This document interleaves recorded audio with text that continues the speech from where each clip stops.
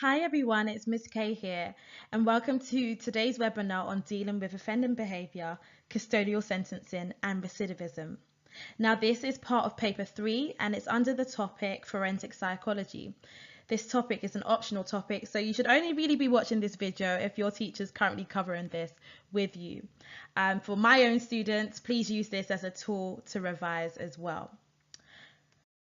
In terms of our lesson goals, so by the end of this lesson or this webinar, you should be able to do the following. I want you to be able to outline the aims of custodial sentences. I want you to be able to outline the psychological effects of custodial sentences, to outline the current statistics in the UK on recidivism, and to outline strategies for reducing recidivism. Now, just a quick plug-in, that word recidivism is going to come up a lot of times, and it simply is a nice word that we use to describe reoffending. So custodial sentencing, well, custodial sentence is given by the court and requires the offender to be held in a prison or some other closed community, for example, a psychiatric hospital. And recidivism itself, like I said earlier, is just another word to describe reoffending. And in terms of our statistics for reoffending, well, we know that 46% of adults reoffend in the UK, whereas 67% of under 18s, that is children, reoffend. And recidivism costs the taxpayer £9.5 billion every single year. So that's my money and your money when you start working, going into a system that doesn't work for offenders.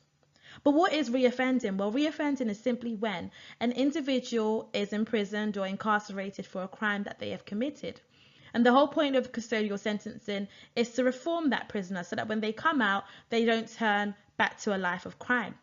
However, reoffending happens whereby the person goes into prison and they come back out and they commit a crime that lands them back in prison, just like these images on the screen illustrate. Now, there are 5 aims of custodial sentencing. The first aim is to protect the public, and we have this word incapacitation. That is, the capacity to offend is removed from the individual. The fact that they are in an enclosed environment, shielded from the public, means that they have no capacity to offend or to harm the public. The second aim is to punish an offender and prevent recidivism, so to prevent reoffending. And this is underpinned by the behaviourist approach. We understand that behaviours that are punished are less likely to be repeated. So it's believed that actually people don't commit crimes because of the fear of punishment. And this also leads us on to the third aim of custodial sentencing, which is to deter others. That is underpinned by the social learning theory. And let's say I observe someone being, punished for a particular behavior. I'm less likely to imitate that particular behavior that I've observed because I want to avoid any form of punishment. We learn indirectly from the consequences of others' behavior. The fourth aim is to atone from wrongdoing, and that's retribution. Retribution is literally another word that we use to describe payment or payback. And the victims feel a sense of justice being done when someone who has committed a crime against them is imprisoned. It's almost a way of them paying back for the crime. And the fifth and final aim is to rehabilitate offenders. This is through methods such as education and therapy within prison. And the whole idea is that you're going to help reduce reoffending because you are dealing perhaps with the cause of crime and you're transforming that person into the state that they were in before they became an offender. Now, there are numerous psychological effects of custodial sentencing.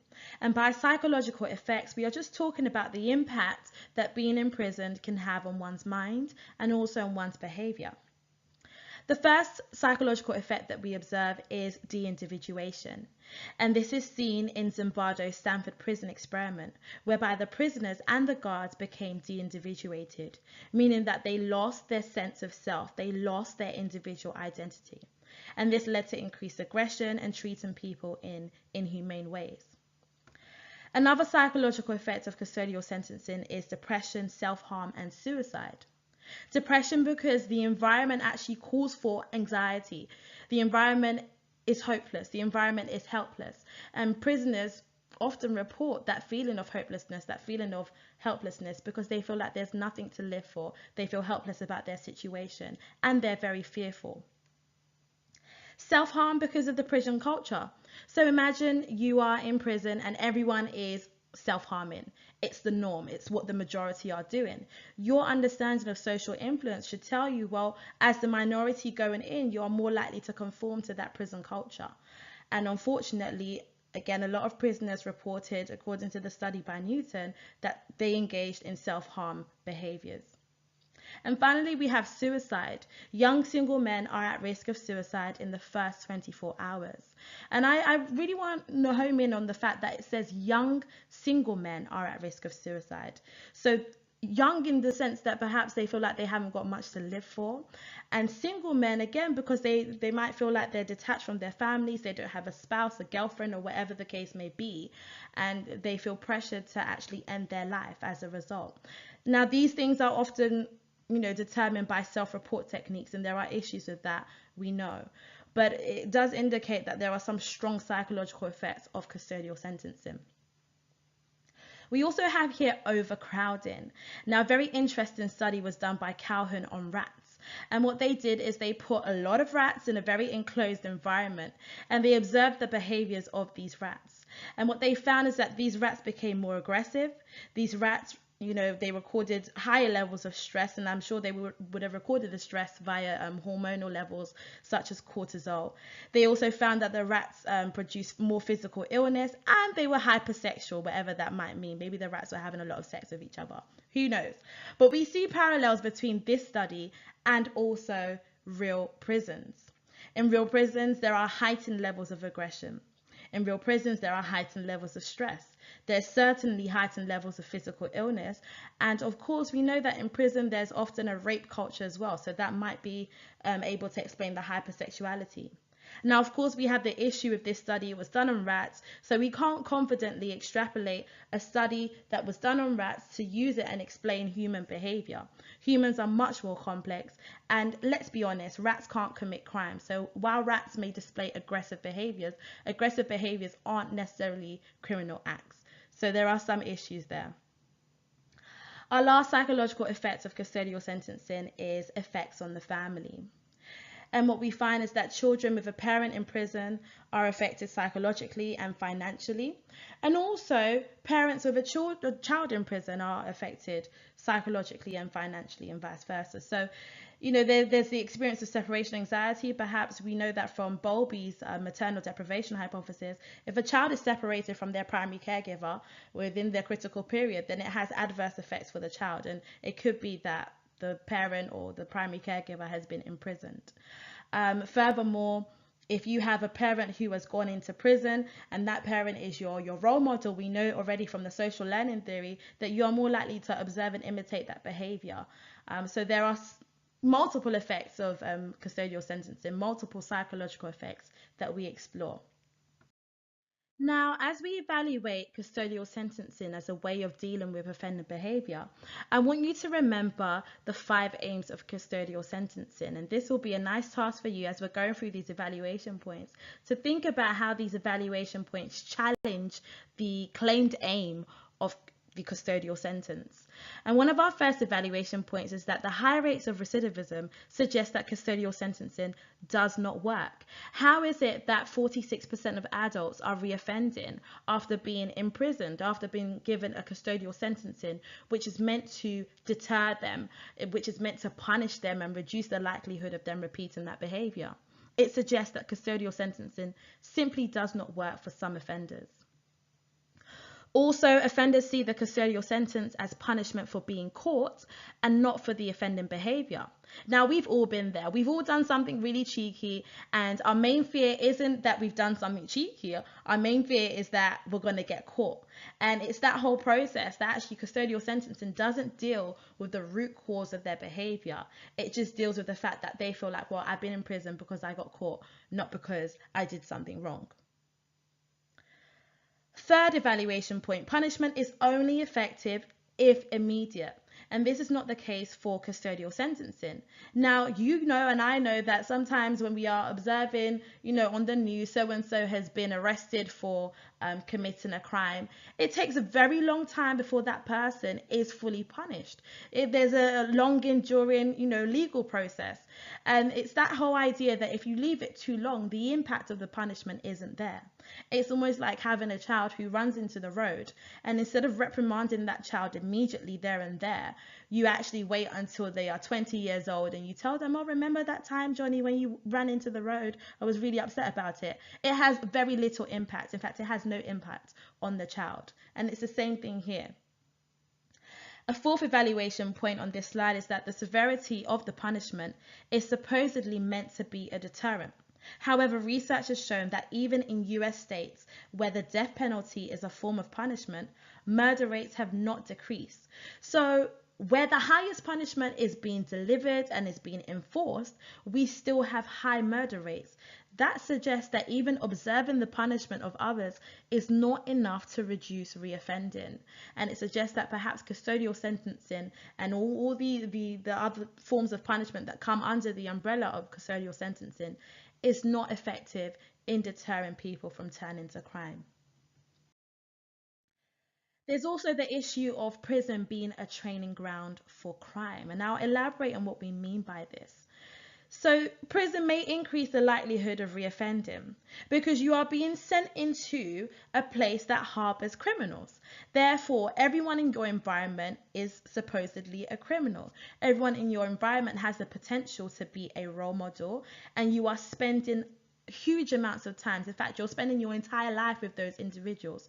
So you are more likely to pick up the behaviors of those that you are spending time with. You're more likely to pick up their morals. And this is where we bring in the differential association theory by Sutherland. And he says that offending behavior is a consequence of frequent associations with people who have pro-criminal attitudes and behaviors. And it's mediated by the intensity and the frequency. Intensity in terms of who you associate with. So who the person is of great importance. If it's parents, peers, colleagues, they will have a varying level of influence on you. So your parents have a greater influence on you than your colleagues. And then frequency, how often you associate with them. And we also break it down later on when we look at the differential association theory in terms of what is learned, how is it learned, and who is it learned from. And it is adjacent to the social learning theory, but it's slightly separate. Now, this particular evaluation point will come, you know, a little bit more to light when you cover the differential association topic, and I'm hoping to do a webinar on that as well. Now, Latessa and Lauenkamp concluded that placing low-risk offenders with high-risk offenders makes it more likely that the low-risk offenders will reoffend. Imprisonment may encourage more criminal behavior because it may lead to reduced empathy for others, anger, and low self-esteem.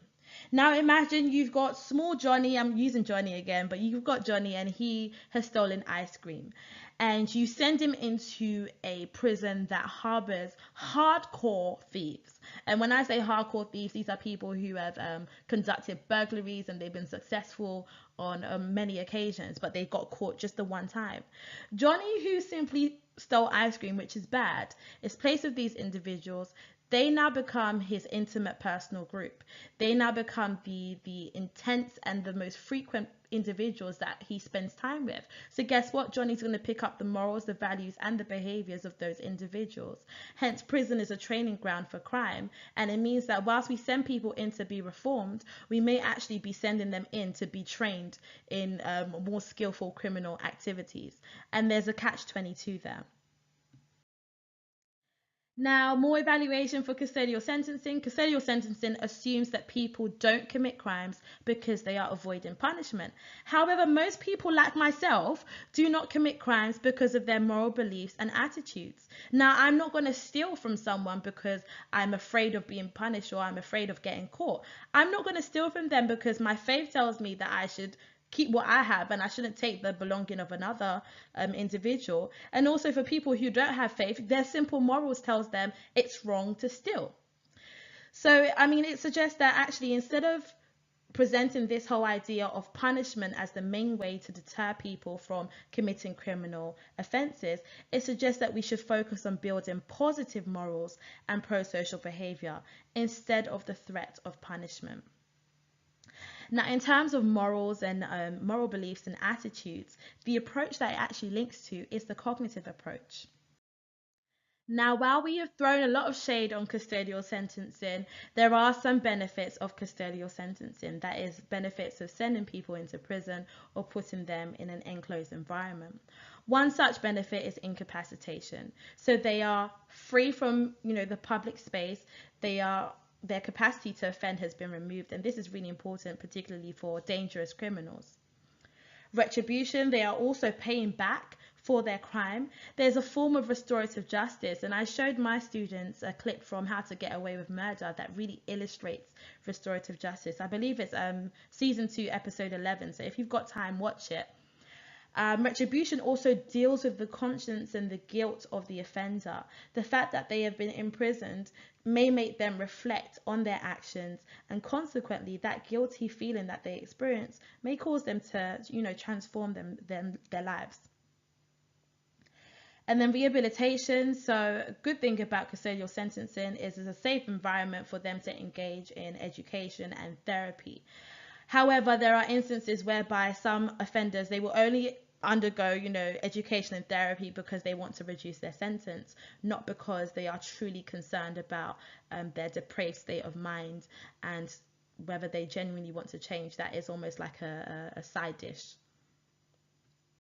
Another evaluation point to consider is individual differences. So there are indeed individual differences in terms of the rates of recidivism. And that is that the rates of recidivism or the rates of reoffending can vary with age and crimes. So younger people are more likely to reoffend, and thieves and burglars are more likely to reoffend when compared to those who've actually committed drug or sex offences. And it suggests that perhaps we need to place a greater focus on the way we deal with young criminals and the way we deal with those who've actually committed crimes of theft, crimes of acquisition. It could be that custodial sentencing isn't the best approach for these individuals. So this evaluation point is more of an evaluation point that allows us to explore our other options and explore the best way to deal with these type of offenders. There's an evaluation point from way back. So when we looked at measuring crime in terms of having the Home Office report these statistics, well, we know that official statistics can be somewhat massaged for political reasons. So we might say that the official statistics here may not be as accurate as we'd hope them to be. Now, there are non-custodial sentencing methods, and it could be that the cost of prison care and the problems discussed mean that alternatives may be preferred, such as probation, community service, fines and cautions, electronic monitoring, and ASBOs. And even more recently, I believe it was not Sadiq Khan, but the other one, something Javid, his name, he suggested that in terms of dealing with the recent upheaval of knife crime in London in particular, that there be specific ASBOs given to those who are found carrying a knife. So these are non-custodial sentencing methods, and perhaps these approaches are preferred because it avoids the issue of, heightened suicide. It avoids the issue of de-individuation. It avoids the issue of overcrowding. And it suggests that actually there might be alternative ways of dealing with offending behaviour. But we know that not all crimes can just be resolved by giving them a community sentence. You dare not give a murderer a community service sentence, because that in fact would be an insult to the victim of the crime. Another advantage of non-custodial sentencing is that it avoids the problems such as suicide, self-harm, depression, de-individuation, like I mentioned before. And Klein et al. Found that offenders given community service and cautions were less likely to reoffend. However, this could be due to the fact that less severe crimes are given these types of sentencing. Moreover, one's social status can affect the chosen consequence of offending. So for example, remember the Duke of Edinburgh, that's the Queen's husband, he crashed into someone, and he was 90 something. He's not supposed to be driving. You know, Halle Berry, she got a light sentence. And a lot of these celebrities, they avoid the justice system simply because of their status. And that in itself is an issue, but that's a side note, guys. So we have reached the end of this webinar on how to deal with offending behavior, custodial sentencing, and recidivism. And you should be able to outline the aims of custodial sentences. You should also be able to outline the psychological effects of custodial sentences, outline current statistics in the UK on recidivism, that is reoffending, and also outline strategies for reducing reoffending. Also, you should be able to produce a lot of AO3 points. Now, obviously in this webinar, I've gone through simply all the AO3 points that could potentially be used in an essay format. And remember that when you are structuring your AO3 paragraphs, you are to provide your point, your evidence, your explanation, and your link. Your link is simply this matters because, or this is important because, and you follow it on, you're ensuring that your answer, your paragraph is referring back to the question. You could also bring in your however points, that is to provide a counter argument. So for example, remember one of our evaluation points on the rats, you can say that this particular study provides support for the psychological effects of custodial sentencing. However, we cannot extrapolate findings from a study conducted on rats to explain human behavior because humans are much more complex. So that in itself is a lovely paragraph because you would have provided your point, your evidence, your explanation, your link, and then your however. So let me stop talking. I'm hoping to release a lot more videos for you guys, and I know we're coming up to exam season, so my prayer is that you guys remain encouraged, remain fortified, keep going, give it your best. Don't slow down now. This is the time to really up your game, and I know that you guys are going to rob the examiner of all the marks. God bless you.